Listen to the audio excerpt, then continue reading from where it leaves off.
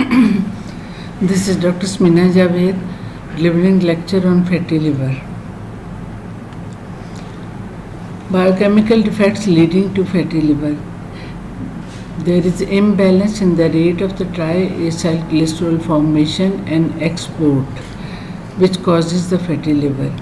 Extensive accumulation of the triacylglycerol causes fatty liver and it is regarded as a pathological condition. Non-alcoholic fatty liver is the most common liver disorder. When accumulation of the lipids in liver become chronic, inflammatory and fibrotic changes may develop, leading to non-alcoholic steatohepatitis, which can progress to liver disease including cirrhosis, hepatic carcinoma and liver failure.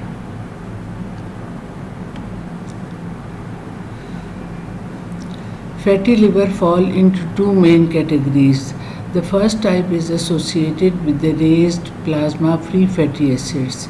Raised plasma-free fatty acids occurs due to the mobilization of the fat from the adipose tissue.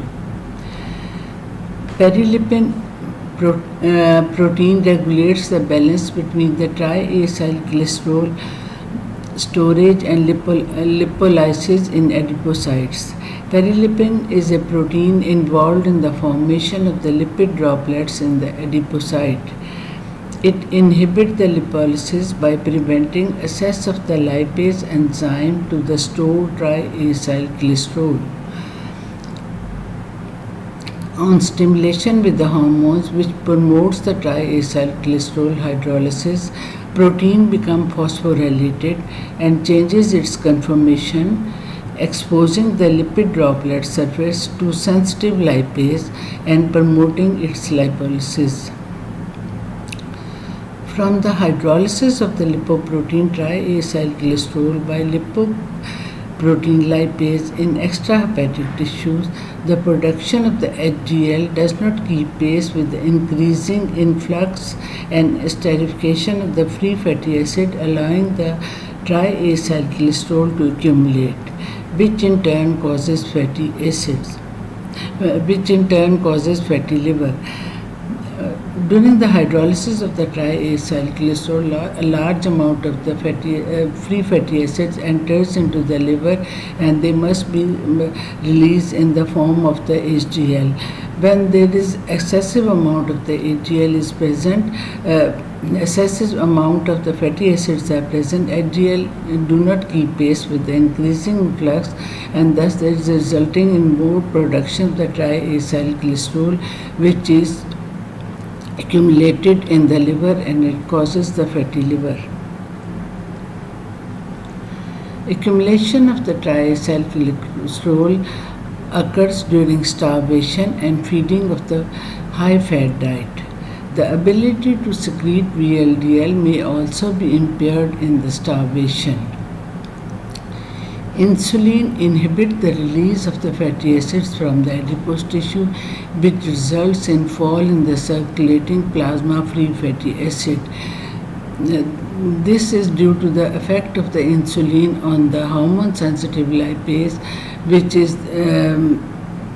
which causes the release of the free fatty acid. Insulin inhibits this enzyme and resulting in the release of the plasma-free fat, resulting in inhibiting the release of the plasma-free fatty acids.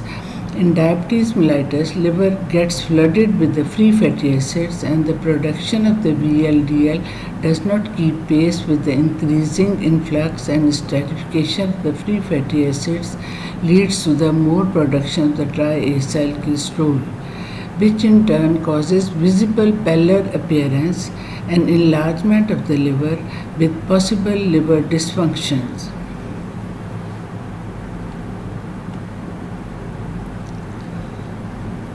The second type of the fatty liver is usually due to the metabolic block in the production of the plasma lipoproteins, thus allowing the accumulation of the triacylglycerol. The lesion may be due to the block in the apolipoprotein synthesis or increase its degradation before it can be incorporated into the VLDL. Second reason, there is a block in the synthesis of the lipoprotein from the lipids and apoproteins. Third, failure in the provision of the phospholipids that are found in the lipoproteins. Fourth, failure in secretory mechanism.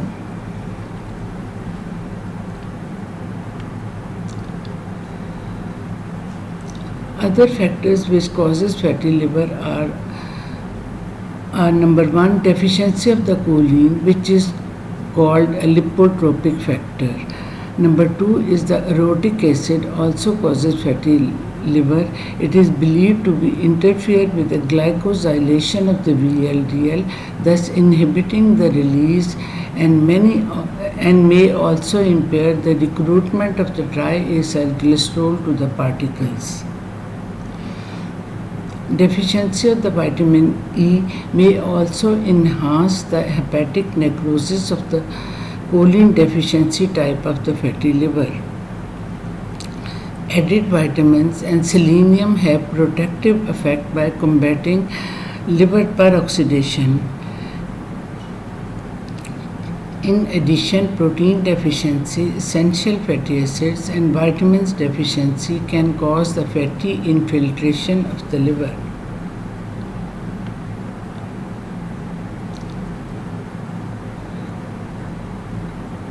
Ethanol also causes fatty liver. Alcohol fatty liver is the first stage in alcoholic liver disease and ultimately lead to cirrhosis. The fat accumulated in the liver is caused by the impaired fatty acid oxidation and increased lipogenesis, which is thought to be due to the change in the NADH/NAD redox potential in the liver. When there is more production of the NADH, as lipogenesis is the reductive process, when there is more production of the reducing equivalent, so more lipogenesis occurs in the fatty liver. There is interference in the action of the transcriptional factor, regulating the expression of the enzyme involved in the pathway.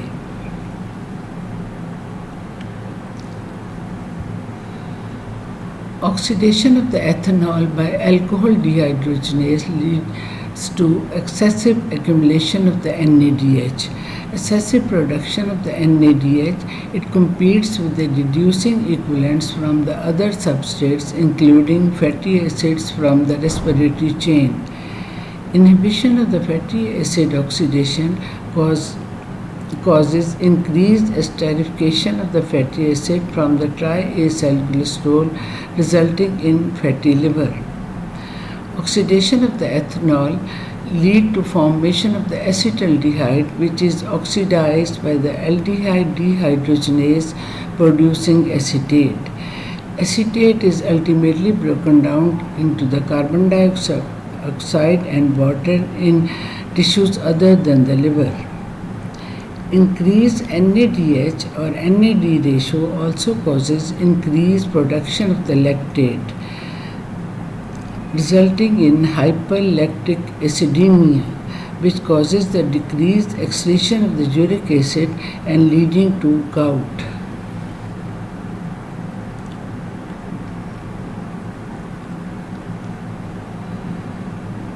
The provision of the glycerol 3-phosphate regulates the esterification. The triacylglycerol is synthesized from the acyl-CoA and glycerol 3-phosphate. Enzyme glycerol kinase is not expressed in adipose tissues, so glycerol cannot be utilized for the provision of the glycerol 3-phosphate. Glycerol enters the blood and it is taken up and transported to the tissue like liver, kidney, which possess the active glycerol kinase. The free fatty acid formed by the lipolysis can be reconverted in adipose tissue to acyl-CoA and de-esterified with the glycerol 3-phosphate to form the triacylglycerol.